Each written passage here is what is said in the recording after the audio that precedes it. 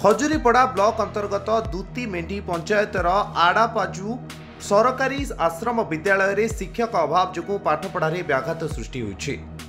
ग्रामवासी अभियोग अनुଯାयी आश्रम विद्यालय रे 37 जन छात्री छात्र पाठ पढ़ुछंती। 1956 मसीह आश्रम स्थापित होई अनुसूचित जनजाति एवं अनुसूचित जाति उन्नयन विभाग द्वारा यह परिचालित होइछि।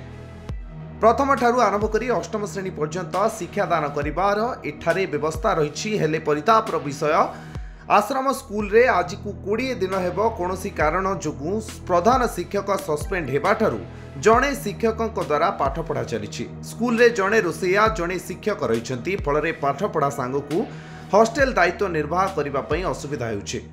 सस्पेंड हेबा हेडमास्टर द्वारा कोनोसी शिक्षक नाहंती एवं पिलामानकर खाना पीना ठीक हो नहीं और औषध मध्य ठीक रे बंटन करा जाउ नहीं। एपरि विभिन्न समस्या थिबा हेतु पिलांग मध्य कोनोसी ज्वर हेले एम्बुलेंस अभाव जुगु घाटीर मुरुम माटी पड़ी ना से खसड़ी जाउची एवं चाखंडे दबी जाउची कोनोसी गाड़ीर आसीबार सुविधा हेउ नहीं।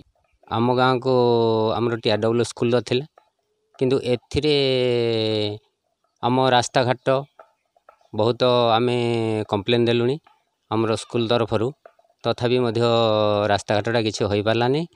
आमर जो मु स्कूल रोचे पूर्वतन प्रेसिडेंट आउ देखिली माने ठीक चलला पर एबे आमर किछि समस्या माने आम सार गोटे गोटे टीचर को सस्पेंड करदेले किंतु विभिन्न प्रकार समस्या धरिकी किंतु हेटा तो असंभव कथा किंतु एटा कौन सी गवर्नमेंट न जानिकी किंतु से डायरेक्ट ये जो सस्पेंड करवाटा एटा अनुचित एटा ठीक नहीं हेले मध्य जदि तो सस्पेंड कले आम अनुष्ठान को निहाती भाव आउ गोटे आमको सार आवश्यकता दरकार।